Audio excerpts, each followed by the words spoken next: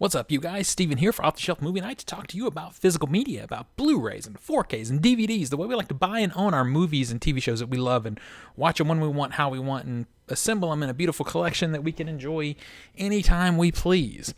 My collection, not as beautiful as it should be because I'm gutting it and redoing it, but we've been taking that journey together. So if you're a collector or want to be a collector or you just like talking movies, you're in the right spot. Hit that subscribe button and that notification bell and join the party here. And if you like what you see, a like and a share would really be appreciated. Helps get the word out about the channel.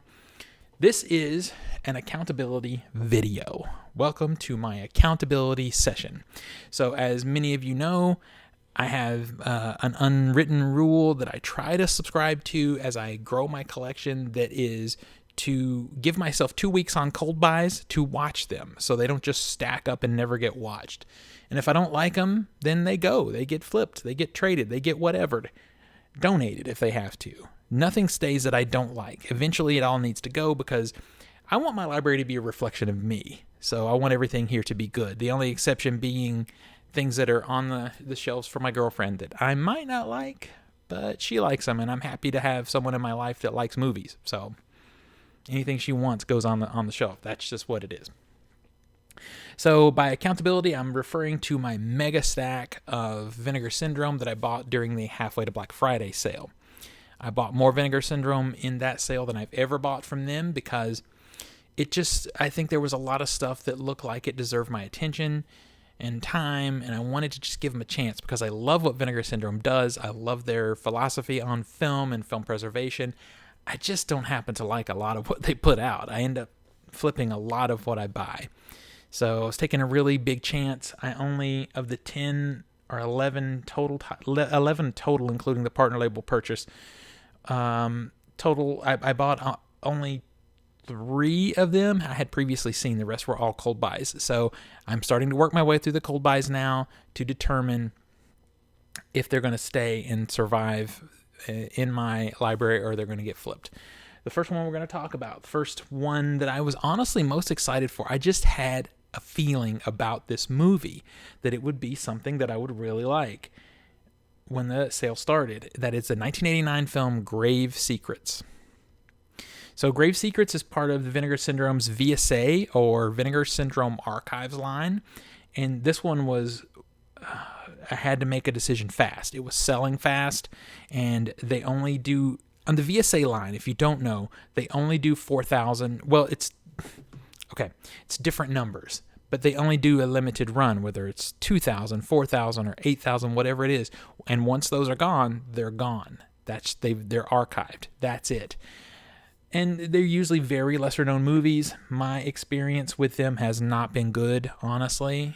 I haven't liked most of what I've bought VSA wise. I've got one that I really like. It's a Lance Henriksen biker movie that I think is really cool, that I enjoyed. So this is a VSA title. So I knew if I was going to give it a shot, I needed to, and sure enough, in that sale, it did sell out. So I'm glad I got it to give it a go. Look at this artwork, you guys. It's beautiful. See that spot UV there on the eyes? It's so cool. So I ended up with number 3,865. So when you think about it in terms of selling them in numerical order, I was getting close to the end of the run when I bought this. And I literally was, because Vinegar Syndrome does a pretty good job of keeping you updated on how many they have of a given title. So there it is. This is a 1989 film. Basically, it is... These I've talked about this are very hard to put back together without tearing the box. So you have to do it very carefully. So...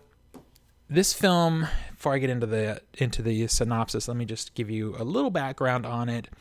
It is directed by Donald P. Borchers, maybe, Borchers.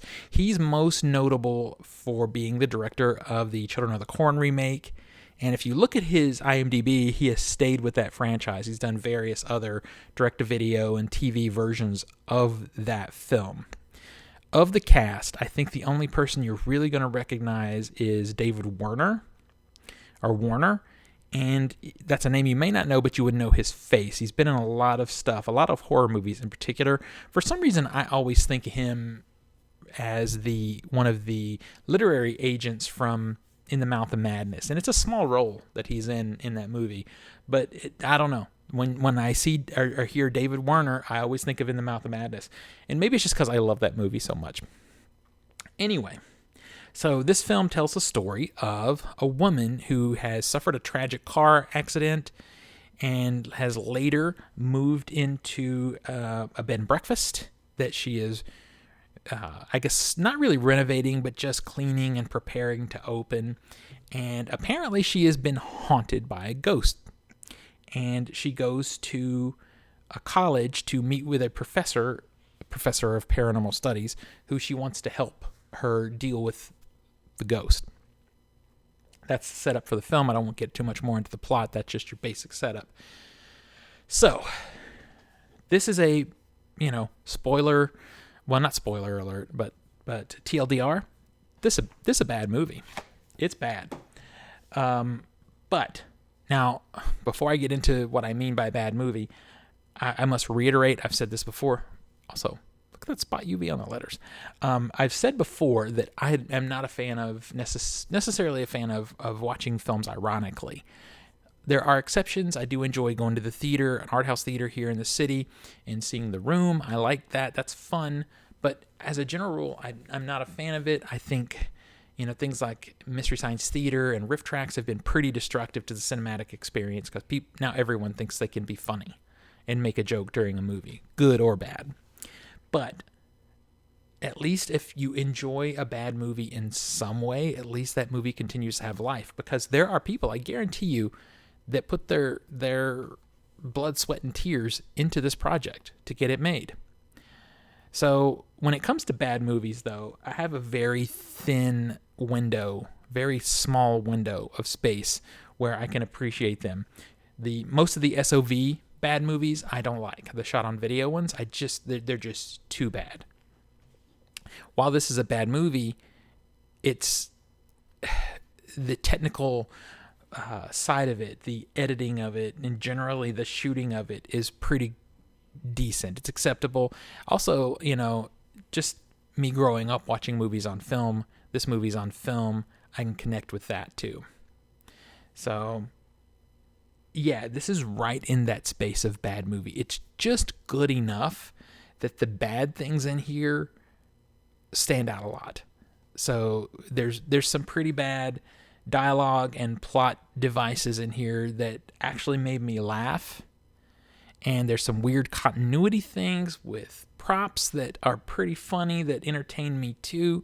I just ended up having a really great fun time with this movie. This is a highly quotable movie, and I'm not going to quote it because I don't want to spoil those quotes for you if you find a way to see this movie. I know this is probably going to be astronomical on eBay, but it'll come down if you wait. You'll be able to find this movie in the secondhand market. And if you like kind of bad 80s movies and you enjoy that aesthetic, this is fun. People that slept on this made a mistake. I am so glad I got this. This is one of those unicorn VSA titles that I'm really excited to revisit. I can't wait to share this with a group with cocktails. It's just right there on that line of bad. It's just the right space of bad. It's unintentionally bad, too. I don't like movies that try to be bad movies. This was trying to be a good movie, and that actually really, really helped. So, yeah, that's really all I have to say about this movie. If you bought this one and haven't watched it yet in the VSA sale, let me know. Let's talk about it. If you bought it and have watched it, let me know what you thought of it. I'm just happy, you guys. I liked this one. This one goes on the shelf. It gets to stay in the library. It's really fun. Anyway, next up, I think what I'm going to be watching next, I've got a lot of stuff to watch, but I've got to get to New York Ninja. I started it, had something come up in the house and have to finish it now. I've got to go back. I'm probably just going to start it again from the beginning. This will be the next thing I watch, I think. That is a new watch. I'll be doing reviews of Cloak and Dagger, of Thriller, and of My Chauffeur. Those are, if you want to see those unboxings, look at that Vinegar Syndrome unboxing that I did. Those reviews are coming soon too. Let me know if you've started watching your Vinegar Syndrome pickups and what you think of them. Let's talk about it in the comments. Until next we meet, pull something cool off the shelf, share it with friends and family, and remind them why physical media is the best way to watch films and TV at home. I'll see you guys on the next one.